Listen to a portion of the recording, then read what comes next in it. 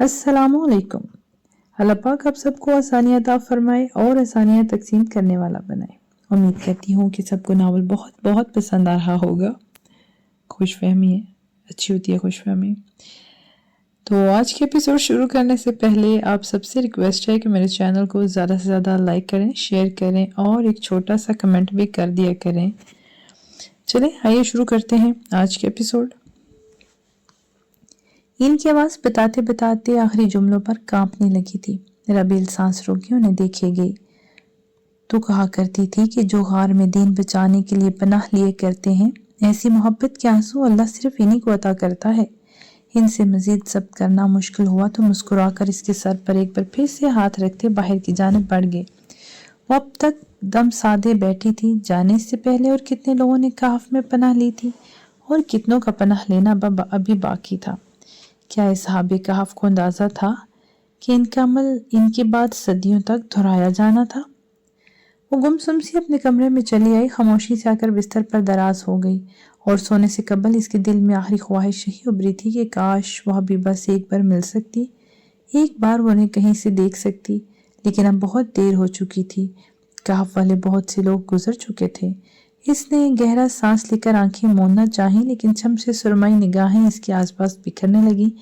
कैसे वो इतना तल्ख था, इतना कड़वा था, इतना रुखा था? वैसे इसके हालात के जाने बगैर ही जज करती रही। और वो जाने कैसे इस घर में दोबारा आया होगा, जाने इसने अपने दिल पर कौन सा पत्थर रखा होगा।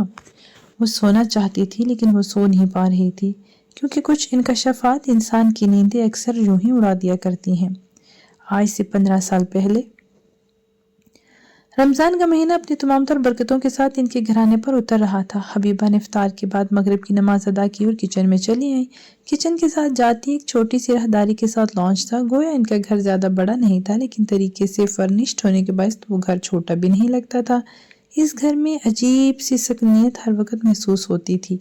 उन्होंने सिंक में बर्तन इकट्ठे करके रखे और फिर बर्तन धोने लगी। इसी पहर दाखिली दरवाज़ा खुला। माज और वकार नमाज पढ़कर वापस आए थे। वकार तो टीवी चलाए लॉन्च में ही बैठ गए। अलबत्ता माज इनके पास किचन में ही चला आया।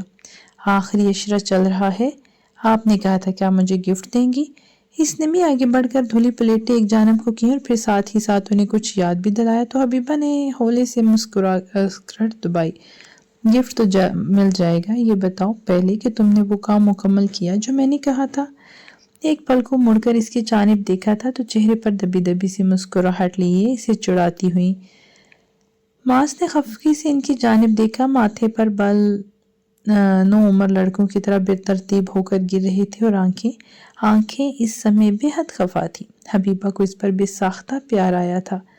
सिर्फ आखिरी पारे की चंद सूरतें रह गई हैं माँ, वो भी कल तक मुकम्मल हो जाएंगी। लेकिन आपने मुझे गिफ्ट नहीं दिया अभी तक। हाँ तो पहले पूरा हिफ्ज़ तो कर लो, फिर मुझे सूरह कहफ सुनाओ, फिर जाकर मिलेगा तुम्हें गिफ्ट। एक प्लेट झटक कर रैक में रखते उन्होंने बेनियाजी से कहकर इसकी जानिब देखा था। कल पक्का आप देंगी ना? दूंगी, लेकिन पहले तुम मुझे सूरह कहफ सुनानी होगी। इसके बाद इसे गोया याद दिलाया था और इनकी इस बात पर वो झंझलाया था। इतनी बार तो सुन चुकी हैं आप फिर से कल? क्या इस सूरत का सुनना लाजमी है? जी बिल्कुल लाजमी है। तुम्हारी आवाज़ बहुत पसंद है मुझे, और कितने सारे लोग बहुत अच्छा कुरान पढ़ते हैं। आप इनकी सूरह कहफ सुन लिया करें। इसने आगे बढ़कर सूखे बर्तनों को दूसरे रैक में रखना शुरू किया। हबीबा इसकी बात पर मुस्कुराई थी। मुझे मेरे बेटे का कुरान पढ़ना सबके कुरान पढ़ने से ज़्यादा खूबसूरत लगता है, और वैसे भी जब आपके घर में हाफिज मौजूद हो तो किसी बाहर वाले से कुरान क्यों सुना जाए। एक मुस्कुराती हुई निगाह इस पर डाली तो इनकी इस मासूम सी गेम पर वो गहरा सांस लेकर रह गया। फिर रात गए तक जब वो ईशा की नमाज से फारिग हुई तो वो इनके साथ आ बैठा। खामोशी से इनकी मनाजात ख़त्म होने का इंतज़ार करने लगा। अपनी दुआ से फारिग होकर वो इसकी जानिब मुतवज्जो हुई थी। मैं आपको सूरह कहफ सुनाऊंगा, लेकिन माँ इससे पहले मेरा एक सवाल है। इसने आगे दराज में बैठकर पूछा तो वो भी अपने चेहरे के गिर लिपटे दुपट्टे की तहें खोलने लगी। पूछो। अल्लाह ने कुरान थोड़ा थोड़ा करके क्यों उतारा है माँ? मुझसे मेरे टीचर ने सवाल किया, लेकिन मुझे इसका जवाब नहीं आया। इसके मासूम से सवाल पर वो लम्हा भर को मुस्कुराई थी। फिर बेड से पुश्त टेक लगाकर टका कर आरामदासी होकर बैठी। एक बात बताओ, बारिश कैसे आती है? मतलब? इसे इनका सवाल समझ नहीं आया था। मतलब ये कि बारिश आसमान से किस सूरत में बरसती है? कतरों की सूरत में? इसकी निगाहों में नासमझी अब तक फैली हुई थी। बिल्कुल, लेकिन अगर यही बारिश सैलाब की सूरत ज़मीन पर आ जाए तो क्या होगा? तबाही हो जाएगी फिर तो। इसने एक भी लम्हा नहीं लगाया और जवाब देने में। वो इसके जवाब पर लम्हा भर को मुस्कुराई थी, फिर आगे बढ़कर इसके माथे पर बिखरे बालों को मजीद बिखेरा। बिल्कुल, अगर आसमान से उतरता पानी सैलाब की सूरत उतरे तो किसी को फ़ायदा नहीं होगा, बल्कि पानी की इस सूरत में आने के बायस बहुत से लोगों को नुकसान पहुंचेगा। कई लोगों की ज़िंदगी मुट्ठी भर की कमाई मिट्टी में मल जाएगी, और फिर हमारे घर, यहाँ तक कि हमारे शहर भी डूब जाने का खदशा होगा। इसीलिए आसमान से पानी छोटे कतरों की सूरत में आता है, वो एक साथ सैलाब की सूरत में नहीं उतारा जाता। तो कुरान के इंजाल का इससे क्या ताल्लुक है बच्चे? ताल्लुक तो है। जैसे पानी आसमान से कतरों की सूरत थोड़ा थोड़ा करके उतरता है, इसी तरह कुरान को भी कतरों की सूरत थोड़ा थोड़ा करके उतारा गया है। जैसे कतरे बंजर ज़मीन में जज़ब होकर इसे ज़िंदगी दिया करते हैं, ठीक इसी तरह कुरान के लफ्ज़ भी इंसानी ज़िंदगी की बंजर ज़मीन पर कतरों की सूरत उतर कर इसे ज़िंदा करते हैं। अगर ये कुरान सारे का सारा एक साथ उतारा जाता तो कोई इंसान इसके ताकत को सहार ही ना पाता। वो आयत याद है ना सूरह हशर की, जिसका मफ़हूम कुछ यूं है कि अगर हम इस कुरान को किसी पहाड़ पर नाजिल करते तो तुम देखते कि वो अल्लाह के खौफ से दब जाता। बिल्कुल इसी तरह अगर इसे पूरे का पूरा उतारा जाता तो कोई पहाड़, जो कि इस कायनात की सबसे मजबूत चीज़ है, जब वो ही नहीं सहार पाती तो इंसान का दिल कैसे सारे का सारा ले सकता था। वो चंद पल लाजवाब होकर उन्हें देखता रहा। तुमने देखा होगा कि जब हम इसे पढ़ते हैं या समझते हैं या फिर अमल करते हैं तो थोड़ा थोड़ा करके ही करते हैं। वो इसीलिए बेटा, क्योंकि इस कुरान के दिल में थोड़ा थोड़ा, लम्हा ब लम्हा उतरना ही दिल को जिंदा रखता है। इसे हम सारे का सारा अंदर नहीं उतार सकते। लेकिन सूरह बकरा में तो कहा गया है कि तुम इसका एक हिस्सा लेकर दूसरे को छोड़ देते हो। फिर वो क्या है? इस आयत का मतलब तो फिर यही हुआ कि ये हमें पूरे का पूरा लेना पड़ता है। इसके मासूम चेहरे पर नासमझी थी। वो किताब के इस हिस्से पर अमल करके दूसरे हिस्से को तर्क कर देने की जानिब इशारा है। हमने ऐसा नहीं करना। हमें इस पूरी किताब पर अमल लाना है और इसके बाद इसके एक के साथ दूसरे हुक्म को भी जोड़ा रखना है। ऐसे नहीं करना कि नमाज तो पढ़ ली लेकिन लोगों के हकूक अदा करने में कोताही बरती। ये कुरान का एक हिस्सा मानकर दूसरे को तर्क करना कहते हैं। ओ, बात समझ में आते ही जैसे इसकी बेचैनी पल भर में रफा हो गई थी। चलो अब मुझे सूरह कहफ सुनाओ। अगले ही लम्हे अबू तावुज़ पढ़ने के बाद मध्यम सी बहती आवाज में सूरह कहफ पढ़ने लगा था। यहाँ तक कि अभी इसकी तिलावत पहुंची ही थी कि हबीबा की आंखें बहने लगी। कुरान के दरमियान रखी इन गार वालों के किस्से में किस कदर नसीहतें पनहा थी, काश कि कोई समझ सकता। और वो इन लफ्ज़ों को समझ रही थी, महसूस कर रही थी। जब ही तो इनका दिल इस आवाज़ पर भर आता था और आंखें इन दिल सोज आयतों को सुनकर बेख्तियार ही भीगने लगती थी। अगले दिन दादा इनके घर आए। काफी देर तक वकार की स्टडी में बैठे हुए इनसे बातें करते रहे। रात के खाने पर हबीबा ने उन्हें रोका भी, मगर वो उलझे से थे इसीलिए जल्द ही पलट गए। वकार ने भी उन्हें रोकना मुनासिब न समझा। खाने की टेबल पर बैठे तीनों नफूस अब के बहुत खामोश थे। सबसे पहले हबीबा ने ही बात शुरू की। बाबा क्या कह रहे थे? अपने के लिए कुछ पैसों की ज़रूरत है। वो इस घर को बेचने की बात कर रहे थे। मजीद ये कि वो चाहते हैं हम बड़े घर में शिफ्ट हो जाएं।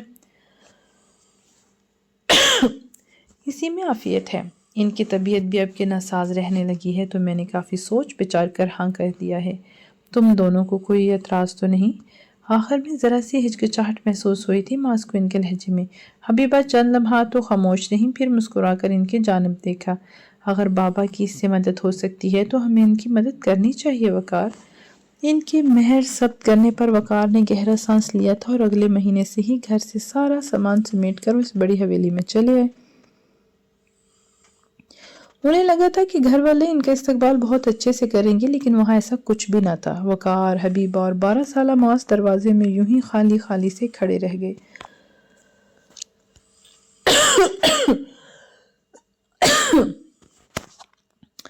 ملازمین کو بھی ان تک آنے کی اجازت نہیں دی گئی، صرف دادا ہی انہیں ریسیو کرنے دروازے تک آئے۔ ان دنوں عابد کی ربیل 3 سال کی تھی اور زاہد کا اقبال البتہ 5 سال کا تھا۔ کئی وجوہات کی بنا پر زاہد کی شادی عابد سے پہلے ہوئی تھی، اس لیے اس کا بیٹا ربیل سے بڑا تھا۔ ان کے کمرے کشادہ اور خوبصورت تھے، جبکہ انہیں حویلی کے سب سے چھوٹے پورشن میں جگہ دے دی گئی تھی۔ پھر بھی حبیبہ شکر گزار نہیں۔ وقار گھر والوں کے اس رویے پر خاموش سے ہو گیا اور معاذ البتہ اس گھر میں بالکل بھی آ کر خوش نہیں تھا۔ گھر میں آتے ہی فرحت بیگم کو حبیبہ کو اپنے کمرے میں طلب کر لیا۔ وہ اس سمے اپنے بڑھاپے میں بھی خاصی طاقتور معلوم ہوتی تھی اور ان کے انداز و طوار دیکھ کر ہی لگتا تھا کہ انہوں نے اس حویلی پر کئی سالوں تک حکومت کی ہے۔ حبیبہ سلام کرتی ان تک پہنچی، لیکن ان کی سلامتی کا انہیں کوئی بھی جواب نہیں دیا۔ بیٹھو لڑکی، تحکم سے کہا گیا تو ان کے سامنے صوفے پر جا بیٹھی۔ پہلی بات تو یہ ہے کہ یہ میرا گھر ہے اور یہاں کے قوانین بھی میرے ہی طے کردہ ہیں۔ سب سے پہلے تو تم اپنے سر سے اس دوپٹے کو ہٹاؤ۔ مجھے نہیں پسند کہ تم میرے ہی گھر میں رہتے ہوئے میرے بیٹوں سے پردے کرو، اور اگر تمہیں یہاں رہنا چاہتی ہو تو تمہیں میری ہی مان کر چلنا پڑے گی۔ حبیبہ کے گلابی سے چہرے پر لمحے بھر کو حیرت ابھری۔ کیا مطلب ممی؟ میں سمجھی نہیں۔ مطلب صاف ہے لڑکی کہ اگر تمہیں یہاں رہنا ہے تو اپنا یہ پردہ وغیرہ ختم کرنا ہوگا۔ یہ میرا گھر ہے اور میرے بیٹے کوئی موالی یا سڑک چھاپ نہیں جن سے پردے کی تمہیں کوئی ضرورت ہے۔ اس پردے کو اپنے سر سے اتارو اور خاموشی سے میری بات مان کر چلو، یہی تمہارے حق میں بہتر ہوگا۔ وہ بول کر خاموش ہوئی تو حبیبہ نے نرمی سے مسکرا کر ان کی جانب دیکھا۔ جانتی ہیں، صحابیات کو جن سے پردہ کا حکم دیا گیا تھا وہ اللہ کے رسول کے ساتھی تھے۔ ان کے جواب نے لمحہ بھر کو فرحت بیگم کو لاجواب کر دیا تھا اور پھر گردن تان کر بیٹھی۔ میرے سامنے زیادہ زبان درازی کی ضرورت نہیں، مجھے پتا ہے کہ کتنا دین پر چلنا ہے اور کتنا دنیا دیکھنی ہے، اسی لیے عورت کی آنکھ میں حیا کا ہونا کافی ہے۔ اگر وہ حیادار ہے تو اسے کسی قسم کے پردے کی ضرورت ہی نہیں۔ لیکن امی، پردے کا حکم تو اس جہاں کی سب سے زیادہ نیک اور باحیا عورتوں کو دیا گیا تھا، انہیں تو اس بات پر نہیں چھوڑا گیا کہ تمہاری آنکھ میں پردہ ہے تو ٹھیک ہے، کیا ضرورت ہے چادروں کو اپنے سروں پر لٹکانے کی؟ ان کی بہت آرام دہ سی وضاحت پر فرحت بیگم لمحہ بھر کو تلملائی اور پھر ابرو مزید تکھے کر کے ان کی جانب دیکھا۔ جو بھی ہو، لیکن یہاں تمہیں میرے احکامات کے مطابق چلنا ہوگا۔ یہ تمہارا گھر نہیں جہاں تم اپنی مرضی سے رہو گی، بلکہ یہ میری سلطنت ہے اور اس سلطنت کی حکمرانی بھی میں ہی ہوں، حکمران بھی میں ہی ہوں۔ رعایا کو کوئی حق نہیں کہ وہ حکمران کی کسی قسم کی بات سے کچھ اعتراض کرے یا پھر ان کی کسی بھی بات کو رد کرے، اور تم تو ویسے ہی قابل نفرت ہو، کیونکہ جس کی بیوی بن کر تم اس گھر میں آئی ہو وہ ہمیشہ سے میرے لیے قابل نفرت رہا ہے۔ اسی لیے یہاں اپنی حیثیت کو قبول کر کے رہنا، نہیں تو پھر تمہیں ابھی اندازہ نہیں ان سزاؤں کا جن کا نشانہ ہر وہ شخص بنا جس نے میری حکم عدولی کی۔ حبیبہ کا دل تو یکدم کانپا تھا، لیکن پھر بھی وہ مشکل سر ہلا کر کمرے سے اٹھائیں۔ معاذ جو ایک جانب خاموشی سے بیٹھا تھا ان کے چہرے کو بغور دیکھنے لگا۔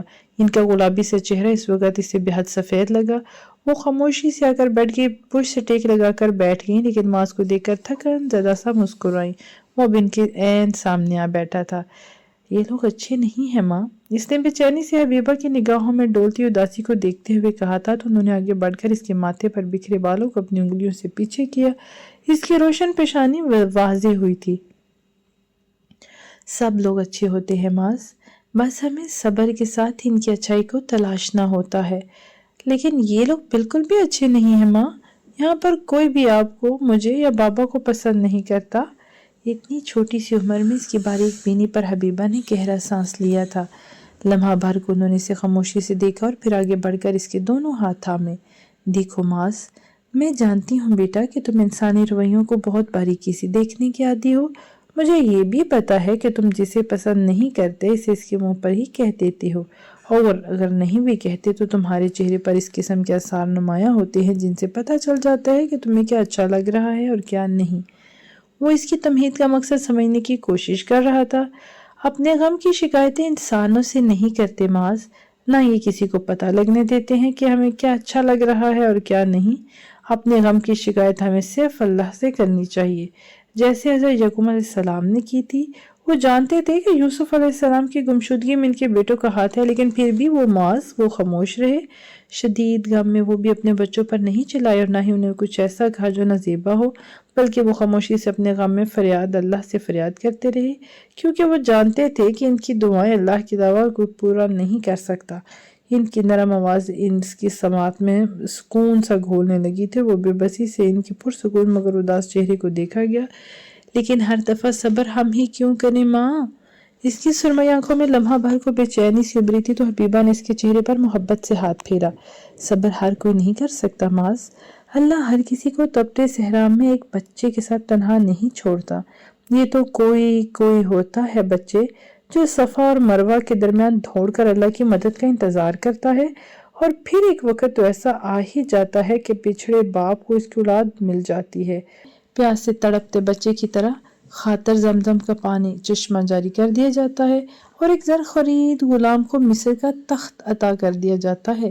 صبر تو بڑے بڑے لوگوں کا کام ہے، کھڑا ضبط اور بڑا ظرف رکھنے والوں کا۔ بچے، صبر تو اللہ کرنے والوں کا اجر اللہ کے پاس محفوظ ہے، اس کا بہت بھاری اجر تمہیں ادا کیا جانے والا ہے، بس تھوڑی سی اور آزمائش۔ ان کی باتیں امید کا سیرا تھما دیا کرتی تھی، کیونکہ وہ قرآن پڑھنے والی تھی۔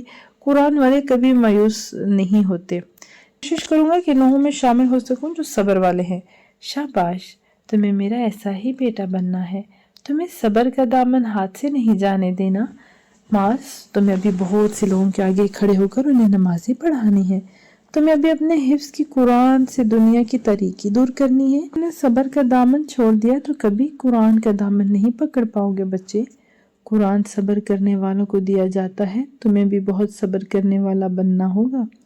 پیار سے ایک بار پھر سے اس کے بالوں میں انگلیاں چلائیں تو وہ بھی گہرا سانس لیتا ان کی گود میں سر رکھ کر لیٹ گیا۔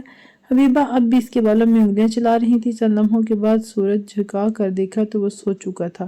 انہوں نے مسکرا کر اس کے ماتھے پر سے بل ہٹائے اور جھک کر اس کی پیشانی چومی۔ ان کا پیارا سا ماں سب کے گہری نیند سو رہا تھا، لیکن اس کے سوتے ہی حبیبہ کی نگاہوں میں گلابی سی نمی چمکی تھی، جسے اس سمے صرف اللہ دیکھ رہا تھا، اور ان کے دل سے نکلتی دعاؤں کو بھی صرف اللہ ہی سننے والا تھا۔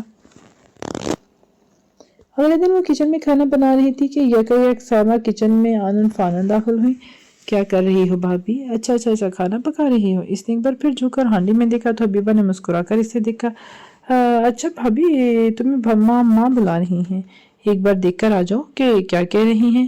چلو میں وہ سالن کیا جو ادھم کر کے پلٹی تو سائمہ نے کمینی سی مسکراہٹ کے ساتھ انہیں پلٹ کر دیکھا اور پھر نمک کا ڈبہ کھول کر مٹھی بھر نمک سالن میں ڈال دیا۔ دوپہر کو سب کھانا کھانے ٹیبل پر بیٹھے تو یکدم ہی سب کے خلق میں انتہائی کڑوے سالن کے باعث پھندا لگا تھا۔ حبیبہ حیران سی، کبھی ایک کو دیکھتی تو کبھی دوسرے کو، انہیں سمجھ ہی نہیں آ رہا تھا کہ ہو کیا رہا ہے۔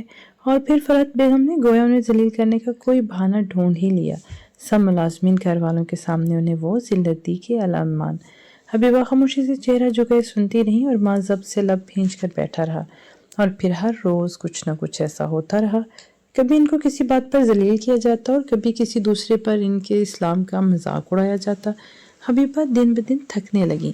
وہ دن بھر کوشش کرتی کہ کوئی بھی شکایت کا موقع فرحت یا پھر سائمہ کو نہ ملے، لیکن ہر روز کچھ نہ کچھ ان کے کھاتے میں نکل ہی آتا تھا۔ ماں سب کچھ خاموشی سے دیکھتا رہا، اور ایک دن جب سب خواتین کے سامنے فرحت بیگم نے حبیبہ کے گال پر تھپڑ رسید کیا تو وہ رہ نہیں سکا۔ اس نے اپنی ماں کا ہاتھ پکڑا اور انہیں اپنے پیچھے کیا تھا۔ ہاں، اس کا قد اب کہ حبیبہ سے 2 انچ لمبا تھا۔ سرمئی آنکھیں غصے سے دہک رہی تھیں اور مٹھی بھیجے وہ کڑے تیوروں سے فرحت کو گھور رہا تھا۔ کیا لڑکے، تیری ہمت بھی کیسے ہوئی میرے درمیان آنے کی؟ اور آپ کی ہمت کیسے ہوئی میری ماں کو ہاتھ لگانے کی؟ وہ ان پر چیخا تھا۔ کئی مہینوں کا لاوا جو اس کے اندر کبھی کسی جوالا مکھی کی طرح پک رہا تھا پلٹ کر باہر نکلا۔ یہ میرا گھر ہے، اور پھاڑ میں گیا آپ کا گھر اور آپ کے گھر کی سیاستیں۔ مجھے اس سے کوئی سروکار نہیں کہ یہ کس کا گھر ہے، لیکن میری ماں کو اگر آئندہ آپ نے کبھی ذلیل کرنے کی کوشش کی تو مجھ سے برا پھر کوئی نہیں ہوگا۔ اس نے انگلی ان کے سامنے لہرا کر گویا انہیں وارن کیا تھا۔ ایک لمحے کو ساری حویلی میں سناٹا چھا گیا۔ چلتے پھرتے لوگ رک گئے، آوازیں گویا تھم گئیں۔ حبیبہ نے لرزتے ہاتھوں سے اس کا ہاتھ کوہنی سے تھام کر اسے روکا تھا، لیکن وہ فی الحال ان کی جانب متوجہ نہیں تھا۔ ابھی کبھی میری نظروں کے سامنے سے چلے جاؤ لڑکے تم، نہیں تو مجھ سے برا کوئی نہیں ہوگا۔ خاندان کی خواتین آس پاس براجمان تھیں، اور یہ لڑکا، اس لڑکے کی ہمت بھی کیسے ہوئی کہ ان سے اس لہجے میں بات کرے۔ نفرت سے انہوں نے معاذ کی جانب دیکھا تھا۔ آپ سے برا کوئی ہے بھی نہیں، کبھی اپنی زبان سے نکلتے لفظوں کو سنا ہے آپ نے؟ جانتی بھی ہیں کہ کس قدر کڑوے لفظوں کی عادی ہیں آپ؟ اس کے لفظ نہیں تھے، وہ کوئی زوردار سا تماچا تھا، جن کا نشان اب کے فرحت اور سائمہ دونوں کے چہروں پر نظر آنے لگا تھا۔ حبیبہ نے اسے پیچھے کی جانب کھینچا اور پھر کوئی بھی بات کے بغیر اسے اپنے کمرے کی جانب لے آئیں۔ کمرے میں آتے ہی اس کے گلے لگ کر وہ پھوٹ پھوٹ کر رو پڑی تھی۔ معاذ نے بے بسی سے انہیں چپ کروایا، لیکن اب جیسے سب کچھ اس کے ہاتھ سے بھی نکلتا جا رہا تھا۔ رات دیر تک تھک ہارنے کے بعد وقار کمرے میں آئے تو دیکھا کہ حبیبہ سو رہی ہیں، اور معاذ اپنے کمرے میں سونے کے بجائے ان کا ہاتھ تھامے بیڈ کے سرانے سر ٹکائے سو رہا ہے۔ وہ ان دونوں کو مسکرا کر دیکھتے آگے آئے اور آہستہ سے بیڈ پر لیٹ کر دوسری جانب کروٹ لے لی۔ پھر انہوں نے آدھی رات کو کسی کی تیز سانسوں کی آواز محسوس ہوئی تھی۔ انہوں نے چون کر چہرہ پیچھے کی جانب گھمایا تو دیکھا کہ حبیبہ گہرے گہرے سانس لیتی اپنا سینہ مسل رہی تھی۔ وہ یکدم اٹھ بیٹھے، ان کی پیٹھ مسلی، لیکن پھر ہر رات انہیں اس طرح کچھ ہونے لگا۔ وہ دن بدن کمزور ہونے لگی تھی۔ انہی دنوں دادا کا بھی انتقال ہوا تو ساری حویلی ہی کچھ عرصے کے لیے سناٹے میں ڈوب گئی۔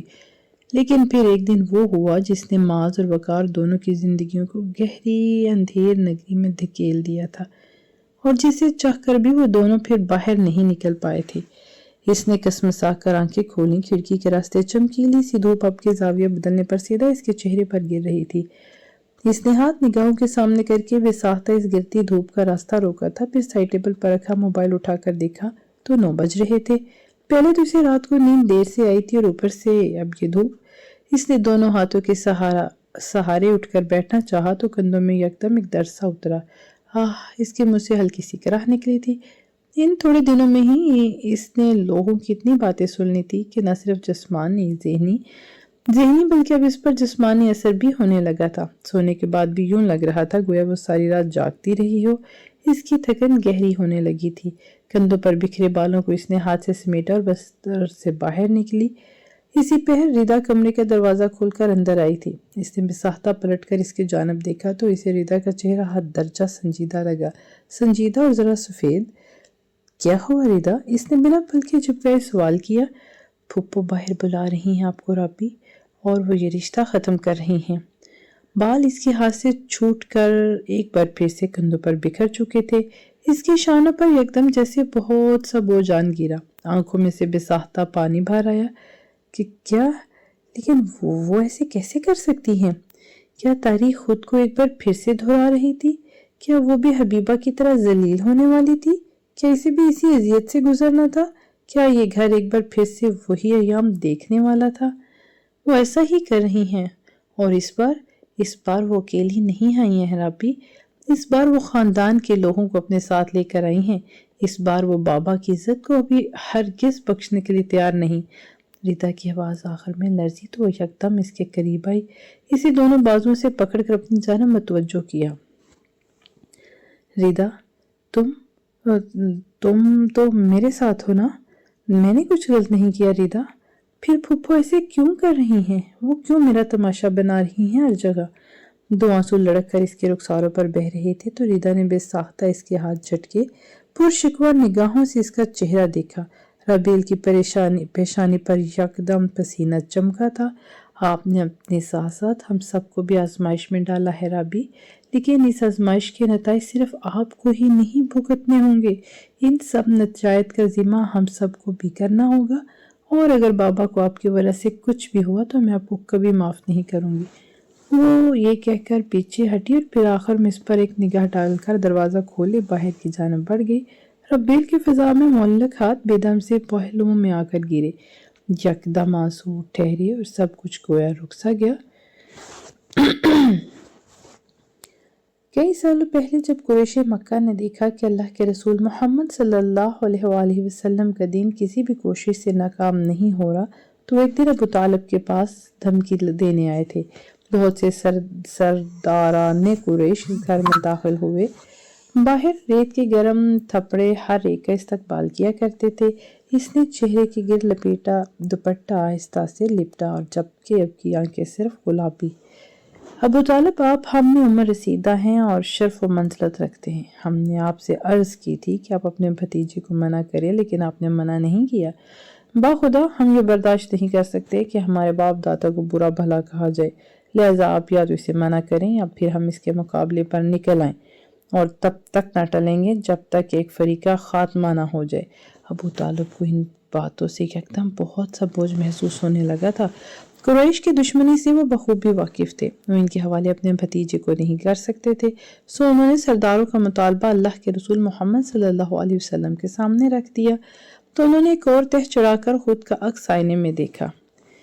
इसने एक और तह चढ़ाकर खुद का अक्स आईने में देखा। गुलाबी सी नमी में अब की हल्की सी सुर्खी खिलने लगी थी। इसके हाथ लरस रहे थे और दिल आहिस्ता आहिस्ता सिकुड़ कर फैल रहा था, लेकिन वो अपने दुपट्टे को यूं ही लपेटती रही। चचा जान, वल्लाह अगर ये लोग मेरे एक हाथ पर सूरज और एक दूसरे हाथ पर चांद रख दें। इसने कमरे से कदम बाहर निकाले तो कुरैशी मक्का के सामने डटना इतना आसान नहीं था, लेकिन वो अपने हिजाब को भी नहीं छोड़ सकती थी। तो इसने इन्हीं अल्फाज को दोहराने का फैसला किया जो कई दहाइयों पहले अल्लाह के रसूल ने फरमाए थे, तब भी मैं इस काम को नहीं छोड़ सकता यहाँ तक कि या तो अल्लाह इस दीन को गालिब कर दे या मैं इसी राह पर हलाक हो जाऊं। वो आहिस्ता से इनके ऐन सामने सोफे पर आ बैठी, एक नज़र हाजरीन पर डाली और बाबा और जाहिद चचा साथ ही बैठे थे। दूसरी जानब सोफे पर अमीन और जरताशा विराजमान थी। सोफों के पीछे इकबाल, रिदा और शिजा खड़े थे। इससे जरा आगे निगाह बढ़ाई तो अब के वकार का चेहरा भी नजर आया। वो फिक्रमंदी से इसे ही देख रहे थे। इनके सोफे के पीछे खानदान की चंद खवातीन और कुछ मर्द हजरात भी थे। इसने थूक निकल कर फूफो को देखा, जिनके बिल्कुल साथ ही अरहम भी बैठा था। मैं ये आखिरी मौका तुम्हें दे रही हूँ राबेल। मैं दिल से चाहती हूँ कि तुम्हारा और अरहम का रिश्ता हो जाए, लेकिन तुम्हारे इस दुपट्टे ने सारा काम खराब कर दिया। तुम इसे छोड़ो, नहीं तो मैं इस रिश्ते को ख़त्म करने में एक पल नहीं लगाऊंगी। रौनत और तमकनत से पुर लहजे में कहकर वो लम्हा भर के लिए अपने पुश्त सोफे से लटका कर बैठी। चेहरे पर इत्मीनान वाज़े तौर पर झलक रहा था। वो यकीनन राबेल को आगे कुआं और पीछे खाई वाले हिस्से में मौन कर गई थी। इसने एक निगाह उठाकर आबिद की जानिब देखा, वो भी इसे ही देख रहे थे। मुल्तजे निगाहों से राबी जानती थी कि ये रिश्ता इनके लिए कितना अहम था, लेकिन कुछ भी था जो इससे भी ज़्यादा अहम था। इसने दिल मजबूत किया और फिर निगाहों का जाविया पुप्पो की जानिब फेरा। इसे हबीबा नहीं बनना था, इसे राबेल बनना था। इसे अब की ये रवायात ख़त्म करनी थी। अब की जुल्म जबर की रवायात को ख़त्म हो जाना ही चाहिए था। आप लोग मेरे एक हाथ पर चांद और दूसरे पर सूरज रख दें, तब भी मैं इससे पीछे नहीं हटूंगी, यहाँ तक कि अल्लाह इस दीन को गालिब कर दे या फिर मेरी जान इस सब में हलाक हो जाए। इसकी आवाज़ आज लरस नहीं रही थी, इसकी आवाज़ आज मजबूत थी। अगर इसकी जान इस सब में चली जाएगी तब भी इसका गम नहीं था। ऐसा था तो फिर ऐसे ही सही। हर दफ़ा वो फूफो को जीतने नहीं दे सकती थी, हर दफ़ा अहले मक्का का जीतना ज़रूरी नहीं होता। एक पल को इसके जवाब पर सब कुछ थम गया था। फूफो बेयकीनी सी सीधी हो बैठी। तुम जानती हो ना इस बात का मतलब? जी फूफो, मैं बहुत अच्छे से जानती हूँ अपनी सारी बातों के मतलब। वो घर वालों ने आखिर आज राबेल का बिल्कुल एक नया रूप देखा था, स्मार्ट, संजीदा और जिद्दी। तुम्हें अंदाजा है कि तुम क्या कह रही हो? क्या एक बार फिर से कहूँ पुप्पो? इसने निगाह अरहम पर डाली, वो भी बेयकीनी से इसे ही देख रहा था। मैं ये रिश्ता भी ख़त्म करके चली जाऊंगी। वो जैसे एक वो इसे बावर करवा रही थी कि ये इसका आखिरी मौका है। सब ने बेचैनी से एक साथ पहलू बदला। दिल बुरी तरह धड़क रहा था और सांसें रुक रुक कर आ रही थी, मगर अब राबेल फैसला कर चुकी थी। ये आपका अपना फैसला है, आपने जो करना है करें। तुम अपना बहुत बड़ा नुकसान कर रही हो लड़की। मैं खुद को बहुत से बड़े नुकसान से बचा रही हूँ पुप्पो। धम धम जुमले साइमा के मुझ पर गोया पलट रहे थे।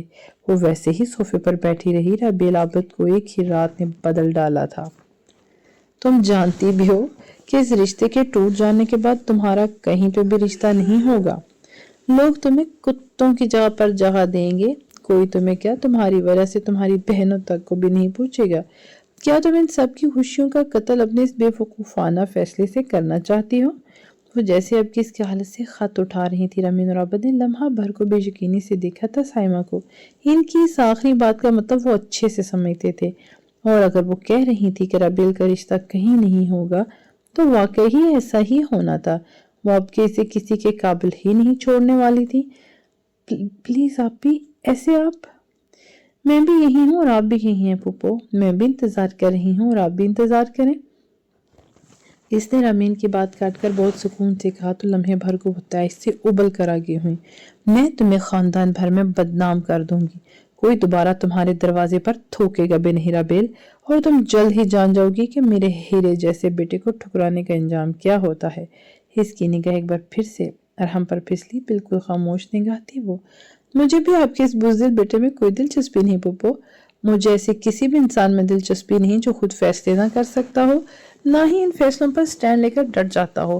مجھے آپ کے بیٹے میں کوئی دلچسپی ہے ہی نہیں۔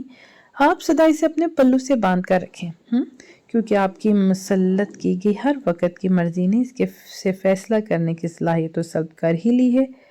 اگر وہ بولتی نہیں تھی تو اس کا مطلب یہ نہیں تھا کہ وہ بولنا جانتی نہیں تھی۔ پھوپھو کے کانوں سے اب کے واضح طور پر دھواں نکلنے لگا تھا اور ارحم کا چہرہ بھی یکدم سرخ ہوا۔ بکواس بند کرو اپنی۔ نہیں پھوپھو، میرے خیال سے تو اب بہت ہو چکا، نکل آئیں اس مرضی کی مسلط کرنے کی بیماری سے آپ بھی، کیونکہ حکمرانوں پر جب کوئی حکمرانی کرتا ہے تب بے حد تکلیف ہوتی ہے۔ ایک عرصے تک دادی نے یہ کام کیا اور ان کے بعد اب آپ اس سب کو آگے لے کر چل رہی ہیں۔ معافی مانگ لیں ابھی کہ ابھی نہیں تو ابھی آپ کو اندازہ نہیں کہ جس دنیا کا اصل حکمران ہے وہ زمینیں کیسے الٹتا ہے انسانوں پر۔ اس کا انداز آخر میں گویا انہیں تنبیہ کر رہا تھا تو پھوپھو یکدم اٹھ کھڑی ہوئی اور ان کے ساتھ ہی سب بھی اٹھے تھے، لیکن رابیل ویسے ہی بیٹھی رہی۔ اس نے صرف چہرہ اٹھایا۔